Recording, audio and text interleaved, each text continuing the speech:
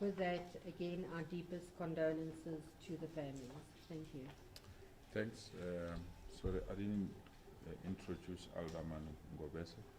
1,000. Thanks. Sorry. Oh, Yeah. okay. Thanks. Thank you so much.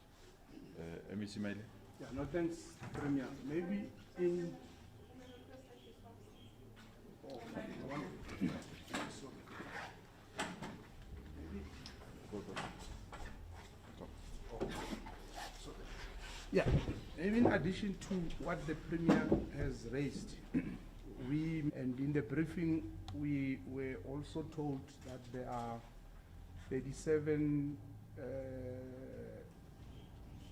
employees and patients who got injured. 13 employees and 24 patients. So just to add on that number, I think it's important. The second thing is that we will actually appoint a radiologist to do an assessment of the level of gas in the air, because that's important to determine. And based on that report, we will then do what we call a water spraying if it's necessary to reduce the level of gas. And then the technical team from the Department of Infrastructure is here to told that some sections of the hospital shook a bit during the explosion. So we don't want to take anything for granted. So as the Premier said, after that assessment, we will make a determination whether we must evacuate people, close the certain sections or not. And then we will be able to make an announcement. So at this doors have been removed, windows are broken. Yeah, so those are preliminary assessments that we've made. Thanks, Premier. Thanks, MEC. Can I take the police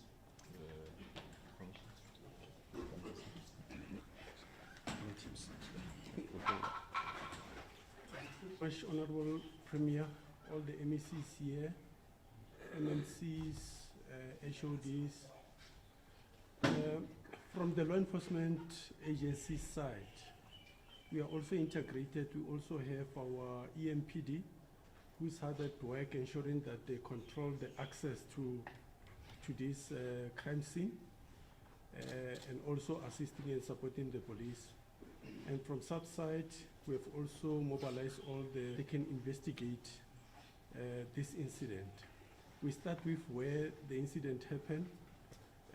Obviously, if there is that kind of a collision, then reckless and negligent driving case will be open against the driver, so that we can establish whether the driver was negligent or not.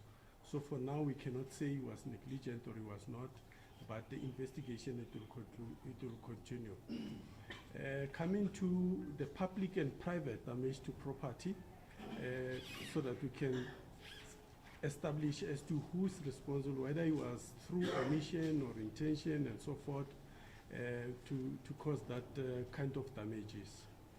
And lastly, it will be the inquest for those who passed on. Our sincere condolences to them and their families, sincere condolences to the families, their loved ones and their relatives. So inquest docket will be registered.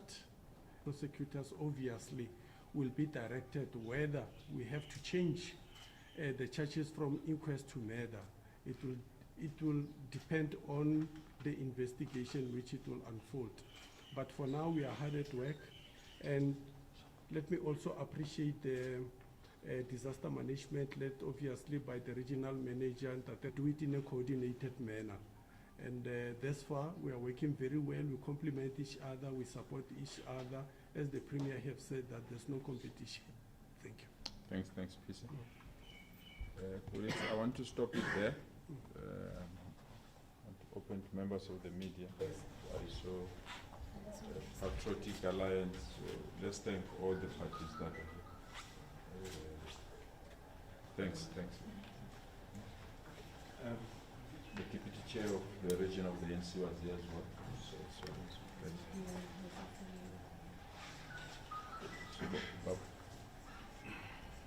So I see the IFP as well. Yes, an MMC for your Yes, sector. yes. Support as well. Thank you, Chris. Thanks. Okay, Take colleagues, it. I think we then opening up for a round of questions. Maybe we'll do 2 or 3. If I can just request that by show of hands, I see most of the media stay at this side. If you're at this side, I don't want to miss anyone. Okay, I see most of you stay at this side. You can just introduce yourself, the media house you represent, and the question you are posing. Maybe it's multiple questions will indicate that the. Okay. Let's start from the side. Yes. From Africa. I'll start with you, Commissioner. Have you engaged with the owners of the trucking company? And what information have they given you so far in terms of the vehicle itself and what was happening at the time? Number 2, I heard MC speaking about 13 employees in the hospital being injured. Is there a need at this moment to bring in more? We've been engaging some of the family members who still at this point don't know where their loved ones are. Are you going to establish some sort of central command where people who still don't know where their loved ones can come and report that they're missing? That's it. Okay.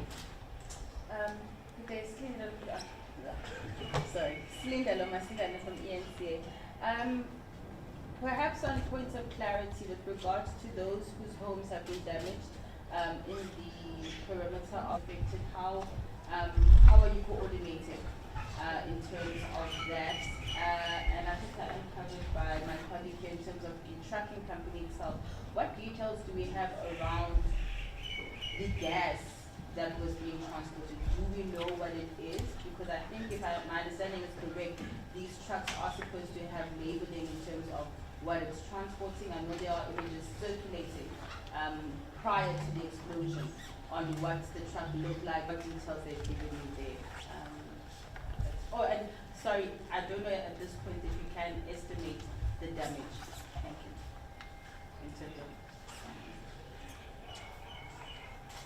Okay, that looks like I think. Oh, yes, one hand. I'll just take one hand, another hand side. Good afternoon, I'm Patricia Pasang from the SABC.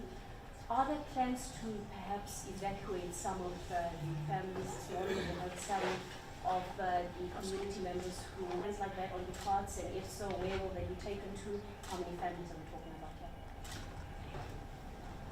here? Let's allow the Provincial Commissioner PC to start with Thank you very much, Premier. It's still early for us to can make conclusions. But what we know is that information, and of which we appreciate. Because some other people, when things like this, they happen, they just vanish. So he's here with us, and based on what we'll get from him, then we'll be able to continue with our investigations.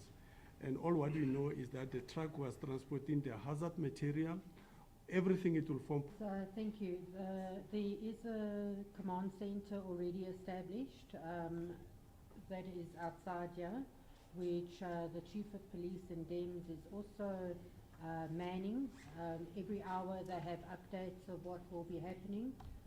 Distribution of relief also will be handled specifically through the proper structures so that everyone is catered for and everyone. There are some safe houses that they have taken them through to already through NGOs. And obviously when the need exists and there are more families that need to be relocated, that will be done through the command center and through the proper structures that they have set up already. Thank you. Executive Mayor. Mr. Maile.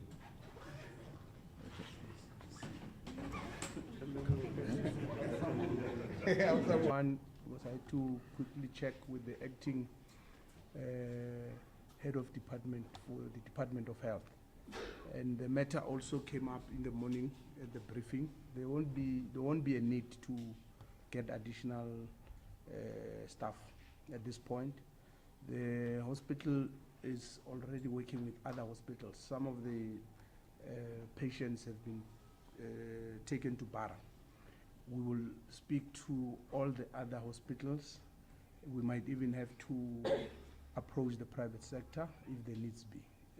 And I think the Department of Health will be able to update you regularly once they've made that determination. On the houses, we'll make a determination. At this point, the pathologists are still busy. We can't get close there. Once they are done, we will bring our engineers to look at the structures. We were informed that there was only one family that was not able to stay in their house. So make an intervention. We will, if needs be, make resources available if there are people who must be relocated. We've got a voucher program for material buying, which is run through the Housing Development Agency. So at an appropriate moment, we will make a determination if we must activate that program, or if we have to get the. I think from our side, our teams that are providing emergency services have been activated because, as we all know, we are in that period of abnormal rains, which create a lot of floods. And our early warning system indicated that for the whole of festive season, we've got to have our teams activated on the ground. And we're working working together with the communities around here and all parties affected during this time and post whatever that has happened in this particular. So our teams are ready, are there, they are activated, they're on the ground. So we'll continue to provide that service and ensure greater coordination. Thanks, Mr. In terms of missing persons coordinating all the activities, will update us every 2 hours so that we are sure before we leave here. But also the police have indicated that they've got the K9 team that is doing the search across the entire area, because they also have a sense that there might be some people that are missing. So that every arm of the state share the information that they have with another arm of the state. And that have been happening all along, and we remain hopeful that it will assist us to deal with those things. But we need to thank the emergency team across. You know, they've been working exceptionally hard. And we need to thank them, and they must not get tired. And I'm happy that the NGOs are giving them all the necessary support that they need for that information. But for now, we're indeed we're in a state of mourning, and we'll do everything within our powers to support the affected families and also ensure that all the relevant resources are deployed where they're needed so that we can assist everyone that needs our assistance. Mtalatali, if you don't mind, if we can leave it here. And if I'm going to maybe end it here, and then I think it has been indicated that the command center would be giving some regular updates, and I think when there's new updates, we will coordinate that you get those particular updates. Thank you very much for your attention. I think the briefing will end here. thank you.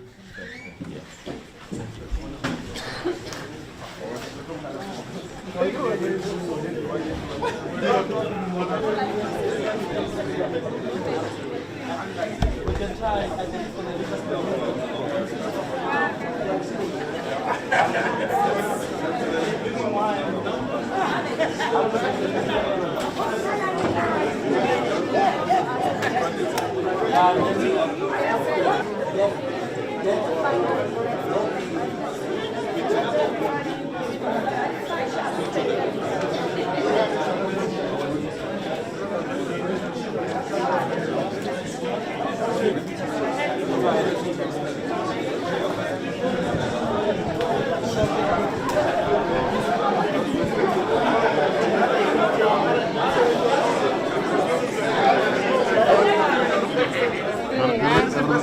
bringing? Because I think when us then by postpone it to 5. Yeah.